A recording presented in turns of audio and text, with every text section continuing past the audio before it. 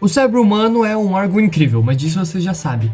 Agora, se eu pedir pra você imaginar uma maçã dourada, agora imagine ela encantada. Bem legal, né? Então, você sabia que existe uma condição em que a pessoa não consegue imaginar essas coisas? Ou uma pessoa que olha no seu próprio reflexo no espelho e não sabe quem que é essa pessoa que tá encarando ela? Mesmo que nosso cérebro seja incrível, ele também pode ser um dos órgãos mais misteriosos e pode pregar peças na gente.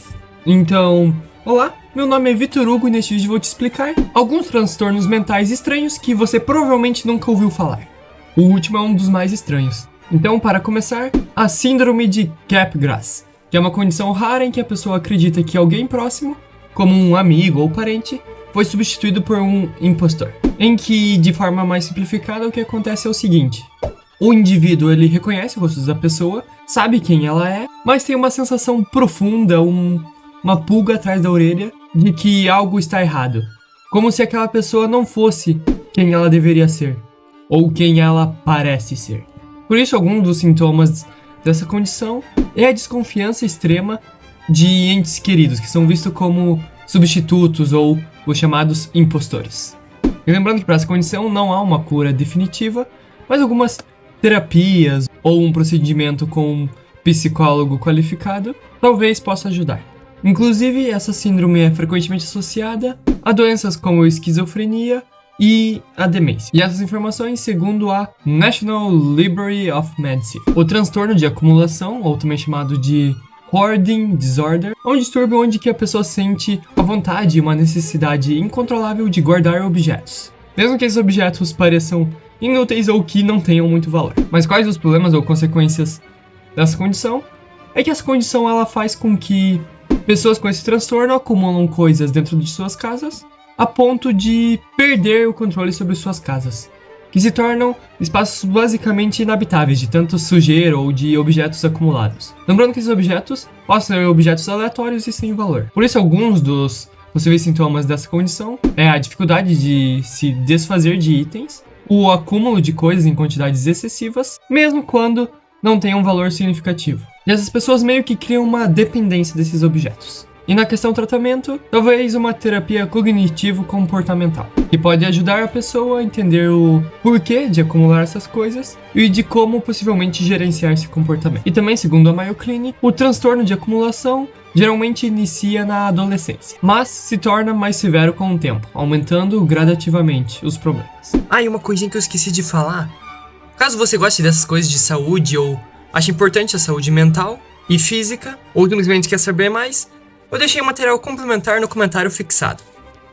A afantasia é a incapacidade de criar imagens visuais no cérebro, em que as pessoas com a fantasia não conseguem ver imagens mentais, como o rosto de um amigo, ou imaginar uma bela paisagem, tendo certas limitações na questão da imaginação. Pois quem tem a fantasia não pode visualizar memórias e até certos pensamentos, o que pode afetar a forma como eles lidam com lembranças ou planejamentos e compromissos. Por isso, algumas das principais características dessas condições são que as pessoas não conseguem formar imagens mentais, nem de objetos, pessoas ou cenários. E para essa condição não há uma cura, mas muitas pessoas nem percebem que têm a fantasia, até que alguém mencione como essas pessoas são diferentes. Afinal, essa condição pode ser um pouco difícil de se perceber. Segundo o Scientific American, estudos estimam que cerca de 2 a 3% da população mundial tenha a fantasia. Por isso eu pergunto pra você consegue imaginar uma maçã na sua cabeça agora? Ah, e uma curiosidade bônus da fantasia, que é bem interessante inclusive, é que o Edwin Catmull, que é o ex-presidente da Pixar Animation Studios, ele tinha a condição de afantasia. Inclusive, até ele dizia: de olhos fechados, não vejo nada. Prosopagnosia, ou a também chamada cegueira facial, é a condição em que a pessoa não consegue reconhecer rostos. Em que, de um modo mais bem explicado, a pessoa ela consegue até ver o rosto, mas ela não consegue associar esse rosto a uma identidade.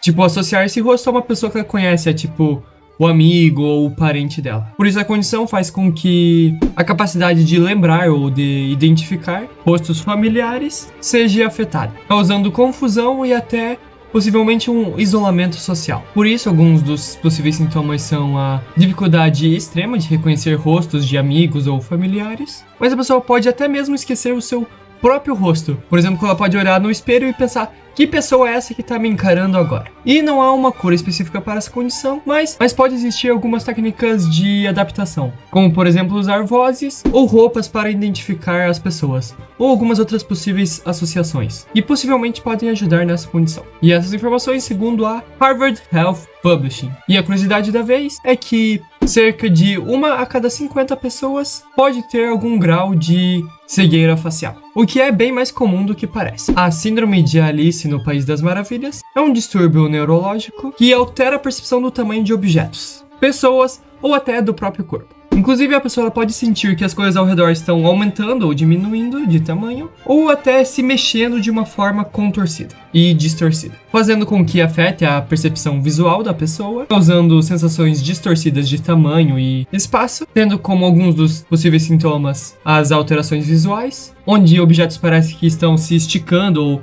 encolhendo drasticamente, e também pode alterar a percepção de tamanho.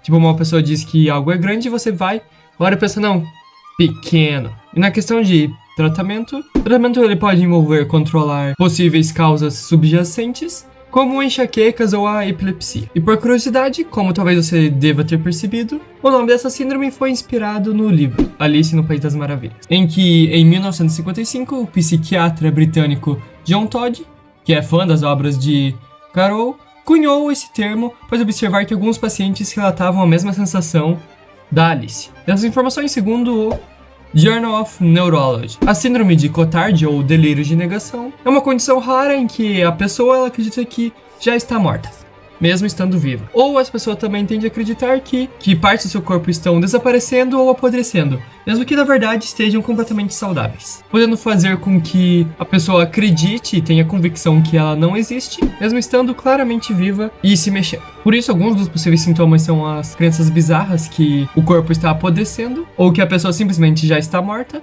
que faz com que esses pensamentos gerem uma completa desconexão da realidade. E na questão de tratamento, talvez alguns antipsicóticos e antidepressivos podem ajudar, mas claro, com a supervisão de um médico profissional, especialmente em casos onde a depressão está relacionada. Por curiosidade também, segundo fatos da National Institutes of Health, uma vez uma pessoa que estava com essa síndrome pediu para ser levada ao necrotério, porque ela acreditava já estar morta. E é fascinante pensar como o nosso cérebro funciona e que ele pode às vezes pregar peças em nós e até fazer certas trollagens. É importante falar também que esse vídeo tem um cunho informativo, então caso você tenha alguma coisa estranha ou acha que algo não está certo, busque um profissional qualificado. E para você que chegou até aqui, eu tenho uma meta de até o final do ano conseguir 100 mil inscritos, então por favor, ajude a chegar lá. Valeu!